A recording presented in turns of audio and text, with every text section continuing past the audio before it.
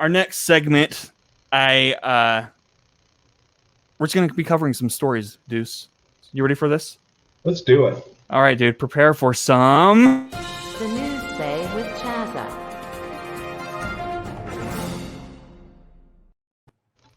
That is right. This is the Newseh with your boy Chazzeh. Yeah, I just cover news stories. So here we go. You ready for this? This first story actually ties into what we're going to talk about later tonight, which is the Tomorrow War. But it turns out Chris Pratt is in talks to return for a Tomorrow War sequel. Of course he is. Yeah, I'm not surprised. And we'll touch more on this when we review the movie, but we'll just say I'm not surprised. yeah, not at all. And then second story we have is I didn't know this, and I might be the odd one out here, but I didn't know Robert Downey Jr.'s dad was an actor. But unfortunately, his dad passed away at age 85. Sad day indeed. Are you familiar with his acting career at all? I actually knew Robert Downey Sr. is more of a director than an actor, but... He's a director? Yeah, he was a writer, director, actor. Like, it's one of those amazing people that just kind of did everything. I feel like that's kind of like film blasphemy for me to admit that. I didn't know that. Well, he hasn't really been in the public eye in a lot of years since his son kind of started coming up the ranks and eclipsing him. Well, I mean, dude, his son's fucking Iron Man, you know. Yeah. Has one of the probably most influential roles in the last decade. Well, and that decades almost. Robert Downey Jr.'s career is really one of those like Cinderella stories of those guys that was like had the entire world at his fingertips, threw it all away, and then somehow rose from the ashes like 10 times stronger than anyone ever could have imagined. Dude, he actually I agree. Like his career, because in the 80s he was getting popular, right? And then it wasn't in the 90s when he was kind of struggling with his career. Yeah, it was pretty much the early mid 90s is when it was like the drugs started really kicking in and his career started taking that downward trajectory. Because I believe it was Shane Black who kind of brought him back. Maybe. Correct me if I'm wrong. Some Marvel people would want to say Iron Man was, but I think Kiss Kiss Bang Bang came out before Iron Man, if I'm not mistaken. Yeah, well, Kiss Kiss Bang Bang was one of those where Shane Black was like the only person that is going to do this role is Robert Downey Jr. And the studio was like, okay, but no one will insure him. So Shane Black said, I'll just privately insure him to get him in the movie, and I'll take all the risk on my shoulders. Dude, look how much he looks like his dad, too. Oh, yeah. No, he looks a lot like his dad. That's... Wow, what am I doing? Ignore me. Well, that's freaking cool. But next up, we have... what do we have? Oh, this would probably make Patrick happy because he loves Batman Forever. But we have Val Kilmer coming out with the documentary. Have you seen the trailer for this?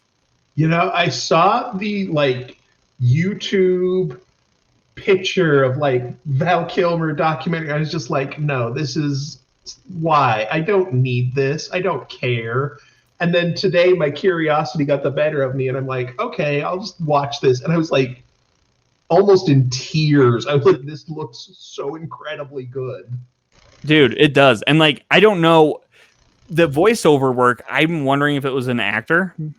Yeah, that was what really shocked me was when they cut to him with his actual post throat cancer voice box and then, listening to it. It's like, this sounds exactly like him. Is this like a deep fake audio? It sounded like it. I cried though. I didn't cry. I almost cried though when he did come on with his throat device. I was like, damn, dude, this is gonna be really emotional. If I'm not mistaken, was it A24 who's producing this? Yes, sir. Is this? I love A24. I'm just not sure if this is their first documentary they're kind of touching on. I feel like they've done another one, but I couldn't tell you what it was. Huh. The more you know. The more you know. Next up, they're doing a Jim Morrison documentary. Just speaking of documentaries. And Val Kilmer, who played Jim Morrison. Yeah, you see that connection I did there? Pretty good, right? Bridged. There's not much known about it other than Gunpowder Sky is going to be the production company behind it. I'll be curious to see how it plays out and how they shine him because of all the portrayals that they've shined him in. Yeah. He hasn't been really like a huge positive role model, but he's always been an interesting role model, you know? Yeah, he's one of those guys where it's that whole 32 club, like James Dean and Marilyn Monroe and these people that never got a chance to get old and really screw up too bad. Excuse me. I was saying not long ago, I'm like, it's somebody like John Lennon who is considered like such a brilliant person, like this incredible artist. And it's like, what if he had never been assassinated? Though, like, where would they be now? Would he be some like fat drunk, like doing a Beatles 90th reunion tour, or would he keep going? Who knows? Dude, it makes you wonder, right? Like, I'm so intrigued by all those young deaths because they're so tragic almost, like a really hard lifestyle leading up to their death. And yet they had such a huge influence on music, Yeah. Like Stevie Ray Vaughan is another one. I'd actually like to see a documentary on Stevie Ray Vaughan because he's not a musician I'm very familiar with. Like music-wise I am, but like not like biography-wise. So, but he's another one where he died at a young age, Yeah. It's just tragic. But our next news segment, dude, this will really kind of like, I think maybe make us both kind of like, yee! Okay, ready? You ready for this? I'm ready. Okay.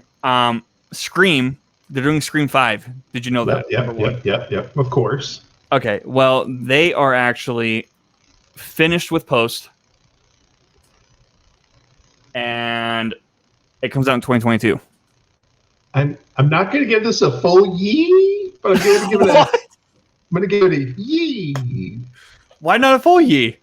Because the more I keep hearing about it, the more I'm just like, what in the hell is this thing? Because the directors have said it's not a reboot, but it's not a sequel, but it's a continuation-ish. And I'm like, what does that mean? What? Yeah, exactly. That's why I'm like I've heard speculation that it's going to go super meta and it's going to be like Nev Campbell and Courtney Cox as Nev Campbell and Courtney Cox. Like, oh, dude, that's like, like please don't do that to us. That's like a Scream 3 within a Scream 3. Yeah, that was my thoughts. Is I'm like, please don't Scream 3 me again. Scream 4 was so good. I hope they don't go that way. No, I mean, with how tight-lipped everybody has been on this project, I'm just like, just show me what you got. I'm ready. I'm prepared. I'm excited, but a little hesitant. When I was reading, speaking of Scream, dude, is that a Ghostface in the background? Oh, yeah. On your shelf? Yeah. Oh, look, there's that. Ghostface mask. I've got Michael Myers is up there, some Gremlins. Well, what I find fascinating about the Scream movie is that they purposely sent out scripts that were wrong, and they gave actors the wrong scripts in case it did get leaked. So, like, nobody really knows the true ending, and I hope that rumor adds more hype to the movie. Like, I hope the movie lives up to that hype, because if that ending isn't worth all that hype, I'm like, really? Well, and these guys made Ready or Not, which was one of my favorite movies of last year. Like, that was such a great, fun movie. And I'm like, oh, you're putting the joy back into horror that it's so sorely missing. Right. So. Well, next up, dude, we have Disney and Marvel, or not Disney and Marvel, they're one of the same. Disney's Marvel Studios and Warner Brothers DC films are actually skipping San Diego Comic-Con. Yes, I saw this. And I've never really been to a Comic-Con. I mean, I've been to FearCon, but like that's pretty much it as far as and a Tattoo Con. But I mean, as far as cons go, I mean, that's pretty much my extent of the experience.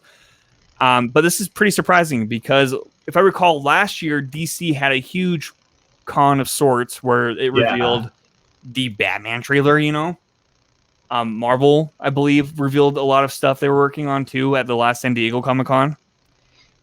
So this is huge. Yeah, but to me, it seems like one of those things. It's kind of like with streaming versus cable. Like everybody's getting so niche into their own.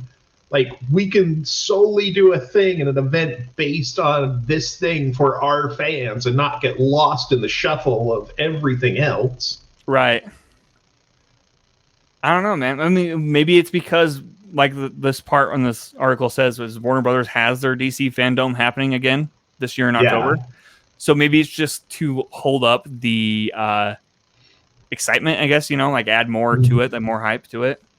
Yeah, that would be my assumption. Is it's one of those things of like, why should we announce Iron Man 9 along with Harry Potter 32 when we can just celebrate Iron Man by itself? Right. And dude, I don't know if you saw this. I mean, I didn't add this to the news story, but this is kind of fun. I thought it was fun. Was the trailer for What If, the Marvel series?